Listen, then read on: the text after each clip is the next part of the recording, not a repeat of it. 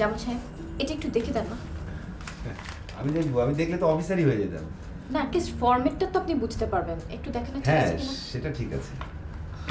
ও আপনাকে আগেই বলে রাখি, আমার বিয়ে। কবে?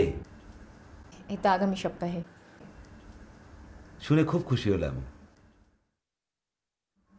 চাকরি কি করবেন? করব। আমার বর কি করে জিজ্ঞেস করলেন না? না। কেন? নিশ্চয়ই আমাদের চেয়ে ভালো, তাই জিজ্ঞেস করার প্রশ্নই আসে না। আপনি শুধু শুধু কষ্ট পান কেন বলেন তো? শুধু শুধু নয়, আপনি কি জানেন আমাদের সোসাইটিতে এমবিএ করা ছেলেও আছে, কিন্তু সোসাইটি তাদেরকে মেনে নিচ্ছে না। কোথাও ভালো চাকরি বা ভালো কারোর সঙ্গে মেশারও সুযোগ পাচ্ছে না। নিজের পরিচয়টা যদি গোপন রাখে তাহলে সম্ভব,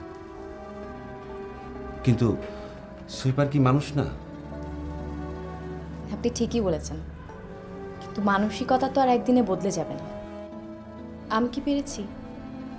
যখন জেনেছি আমি তো একটা বিপ্লবী সিদ্ধান্ত নিতে পারতাম, পারিনি। আমি হেরে গেছি, কারণ আমার মনের শক্তিটা যথেষ্ট না। থাক, এ প্রসঙ্গে নয় কথা না বলি।